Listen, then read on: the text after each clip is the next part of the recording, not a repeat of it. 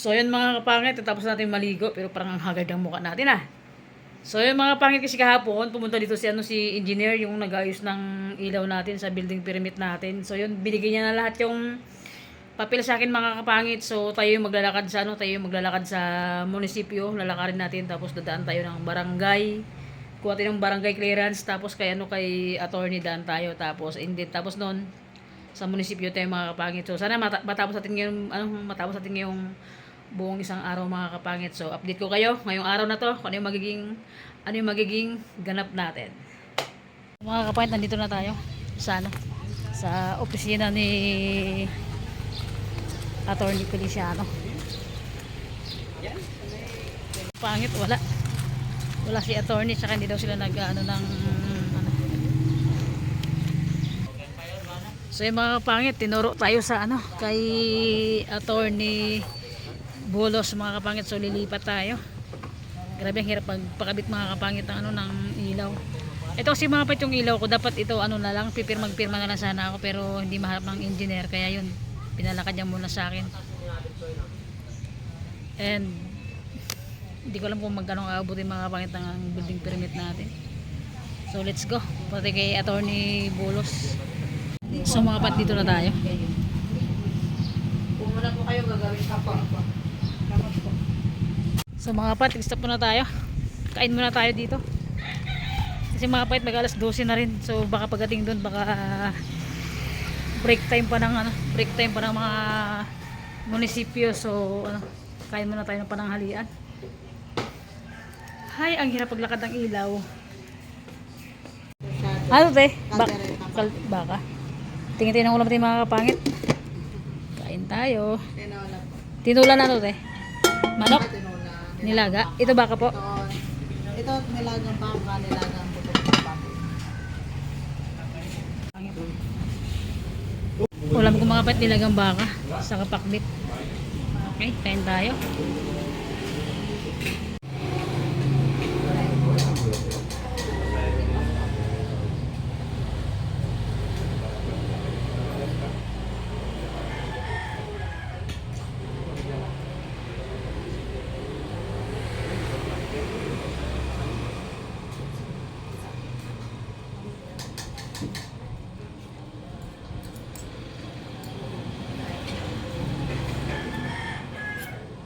First bite.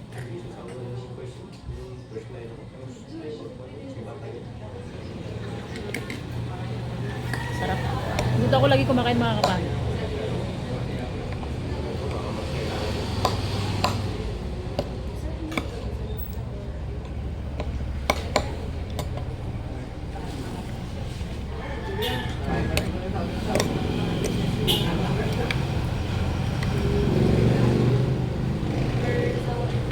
Sarap kasi kumain dito. Tapos sobrang sarap ng ulam nila.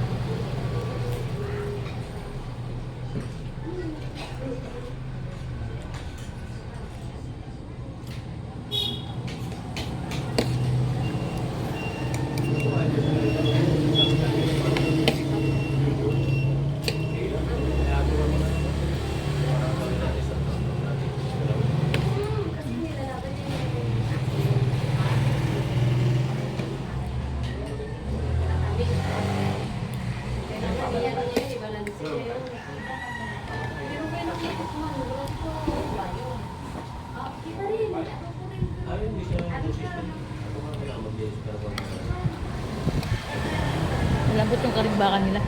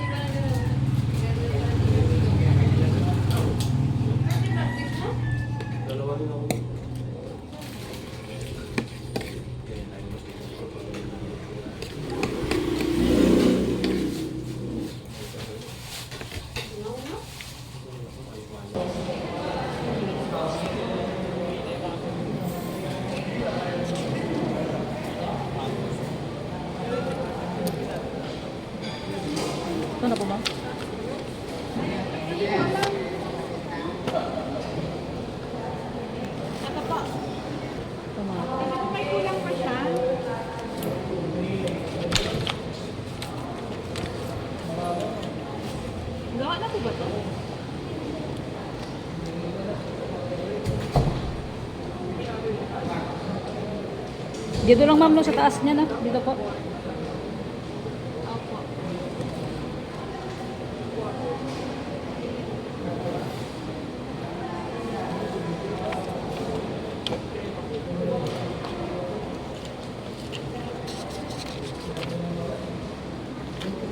Ano po yung mga kulang?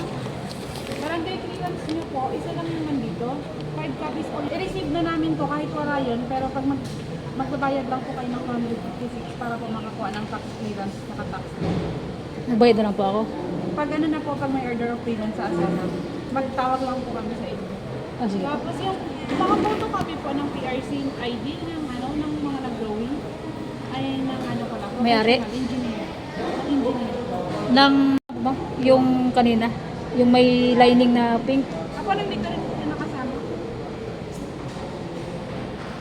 Extra Judicial. judicial. Ipakita niyo lang po sa kanya. So mga pangit, ito yung munisipyo namin. So ano, may kulang pa sa ano mga pangit sa papel na ano. May kulang pa sa papel na nilakad ni engineer. So magpapasirox pa tayo ng 5 piraso na barangay clearance. Tapos grabe mga pangit, ang daming chichiburitsi na ano, ang hirap magpakabit ng ilaw dito sa amin sa Palawan. Promise talaga. Ang daming hinahanap.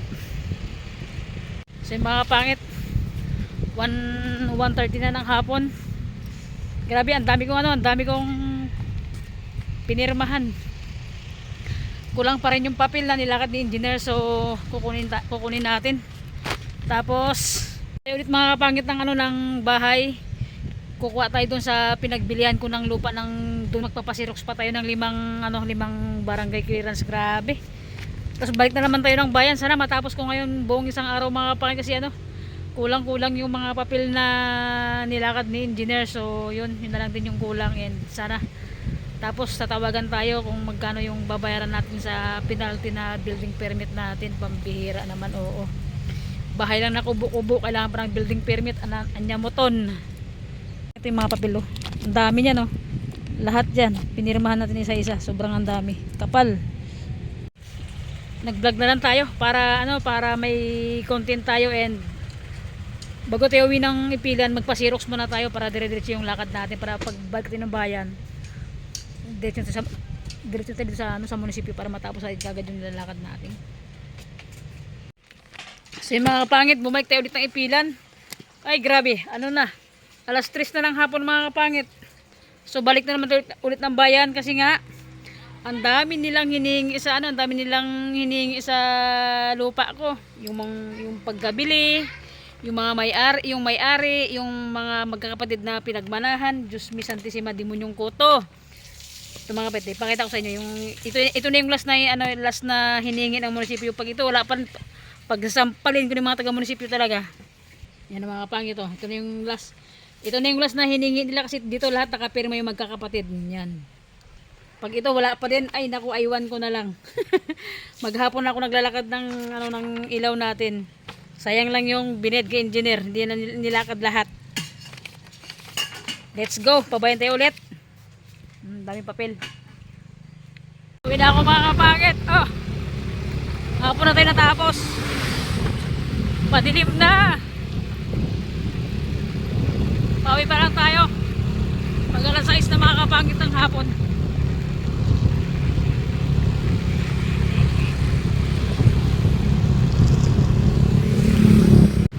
So yan, nahapunan na tayo. Grabing process mag ayos ng ano, ilaw natin mga kapangit.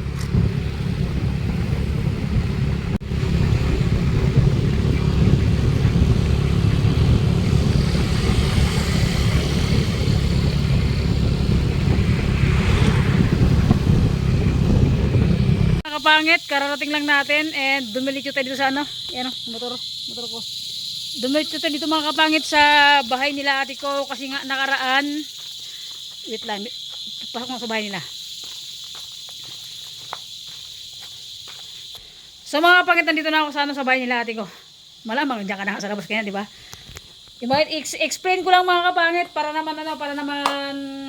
para naman maliwanagan yung viewers mga kapangit.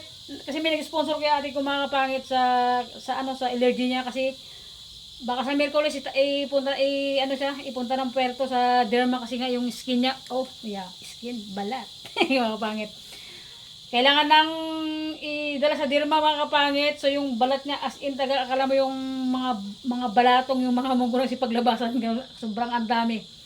And para ng graba mga kapangit. So mga kapangit, kaya sinasabi ko sa vlog natin ito kasi mga kapit may nag-sponsor sa kanya nakaraan ng 2,000. Ngayon, patanga-tanga.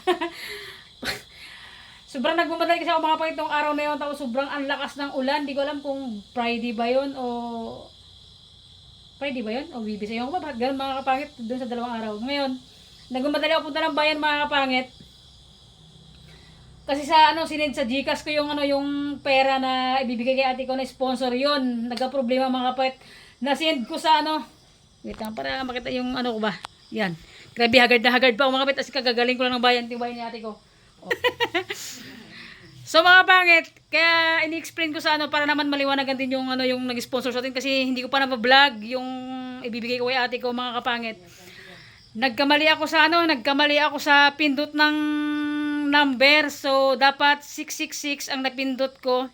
64 mga kapangit. So, yun mabuti na lang yung number na tinype ko. Isang number lang naman yung pagkakamali ko.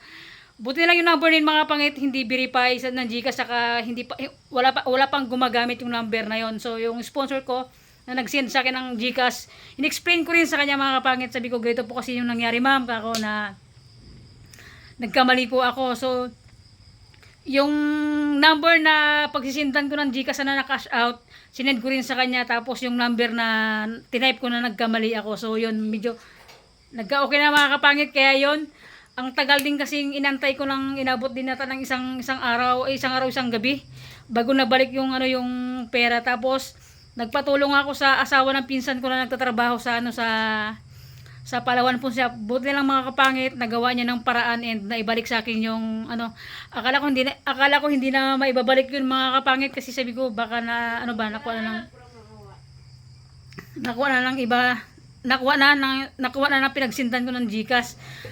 Ay, thank you Lord. Buti na lang mga kapangit nabalik yung yung sponsor na pera para panggamot ni ate ko.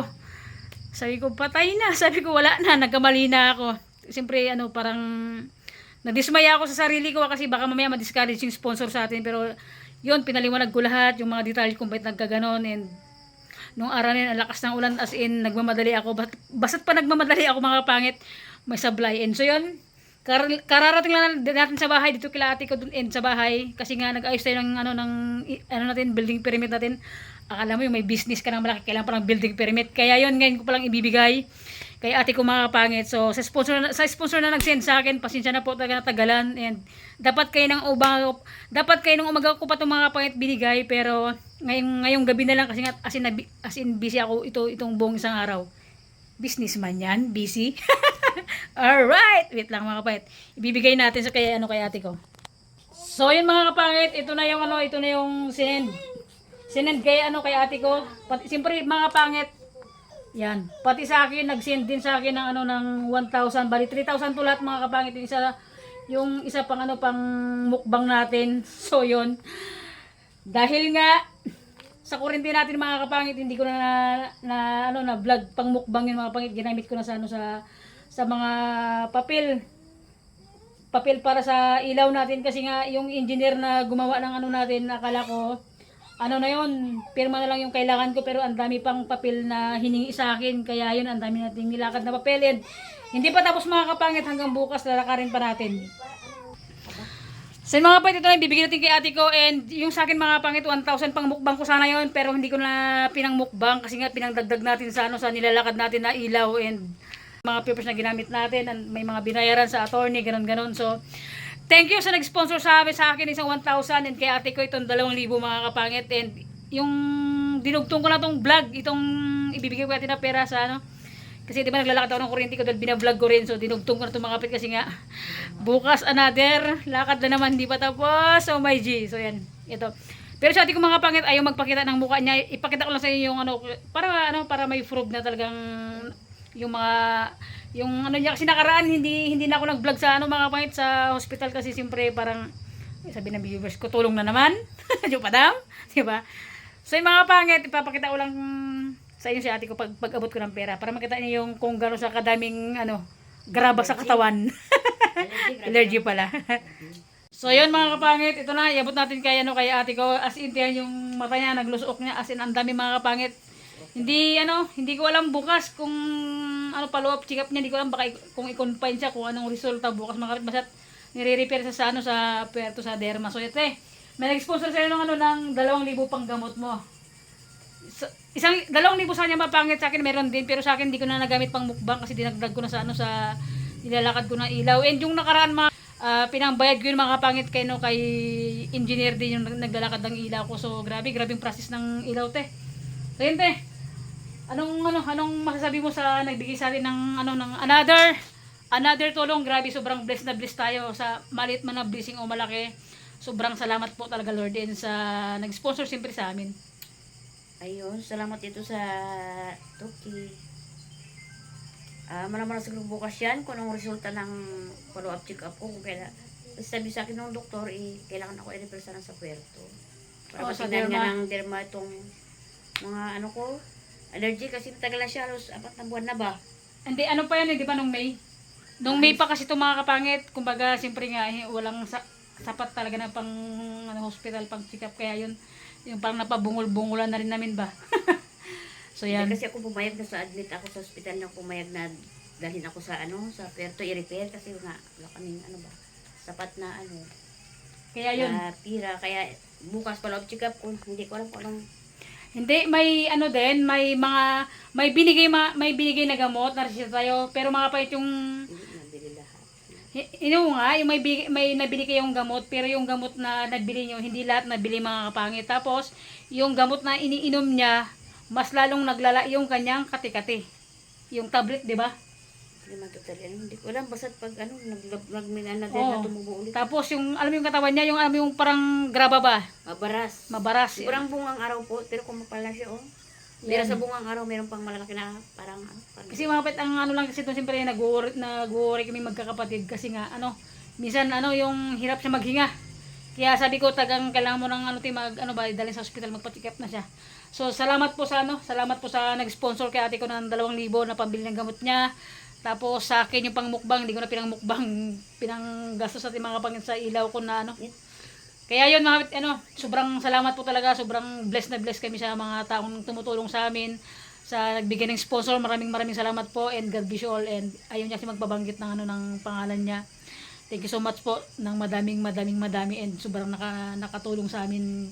Sa amin ni ate ko, yung toki na pambili niya ng gamot, sobrang laking tulong na po ito sa amin. And sa akin, siyempre, sabi nga nila, di ba, maliit man yung blessing o malaki, kailangan maging grateful tayo and lagi tayong mag-thank you, siyempre. Sabi niya, ayaw niya mapakita, napilitan lang to. Ayaw niya gabing pawis ko. Ayaw niya mga kapatid magpakita sa sa vlog, napilitan lang siya. Ipapakita ko mga kapatid yung kati-kati niya sa katawan. Ito, sa mga viewers natin na hindi sanay magtingin ng ganito, pasing tabi po, patabi-tabi po, patabi-tabi, ganon. Yan mula pa mga kapangit yan, mula pa hanggang dito sa legs niya, sa loob, hanggang dyan sa dede niya, sa noo niya, yan ito yan dami yan. Diba? Hindi, sinasabi ko lang mga kapangit sa inyo kasi para naman po aware yung nag-sponsor sa akin na pambili ng gamot ni ate ko. Grabe So yan, minsan kasi hirap na rin siya maghinga kaya yan yan, sobrang dami mga kapangit. Dito po sa nagbigay ng 2,000 para po nga po sa gamot po sana. Salamat. Si Lord na yung balang magbalik sa'yo ng Siksik, kabutihang loob na tinulong mo sa akin. Thank you. So yun lang mga pangit, siyempre sobrang nagpapasalamat talaga ako. Another sponsor natin and pasensya na po talaga dahil nga po medyo natagalan natin i-vlog itong 2,000 mga kapangit kasi nga po yung Gcash, 'di ba? Sinabi ko rin kay ate ko yun na nagkamali ako ng pindot ng Gcash and sobrang salamat kay God and sa asawa ng pinsan ko Dahil naibalik yung 3K sa ano sa Gcash na send. Naku, di pa dam patanga-tanga kasi pasyunga-syunga. Kasi kapit ganun alam mo yung ang dami mong iniisip tapos nagmamadali ka sa lakas ng ulan kayon. Yung tingin ko kasi sa ano sa 6 sa 4 akala ko 6 kaya dapat yun 66. Yan pala napindot ko 46 kaya nagkamali tayo. Again, yan nabigyan na natin sobrang maraming salamat po sa nagbigay sa amin ng tulong and sobrang laking tulong to pambili namin to bukas ng ano. Pambili natin ko bukas ng gamot and bukas kasi another follow up ng check up niya. Thank you ng maraming madam. God bless you all mga kapangit. So yun, grabe sobrang nakakapagod tong araw na to. Buong isang araw tayo na sa labas. Naglalakad ang ilaw natin and thank you so much mga kapangit. Bye-bye mga kapangit. See you next vlog and God bless you all. And sa all viewers natin, big shout out po sa inyong lahat, Tita Flor. Shout out po, ingat po lagi. And sa girlfriend ko na may problema din ngayon, love, condolence. Grabe mga kapangit yung grabe yung problema ngayon na dumating sa amin, talagang sunod-sunod talaga. Yung girlfriend ko naman mga kapangit, namatay yung auntie niya sa Manila, yung kapatid ng tatay niya, kaya condolence love. Kaya ngayon hindi kami ganong nag-usap ng buong isang araw kasi busy din siya, tapos busy din ako, kaya parang hindi kami ganong nag-usap ng yung usap talaga na yung lambingan ba, hindi, charot lang. Bye-bye mga kapangit, see you next vlog. Bye-bye. Salamat po and love, tibay mo yung loob mo, lakas ang loob mo, kaya mo yan, condolence.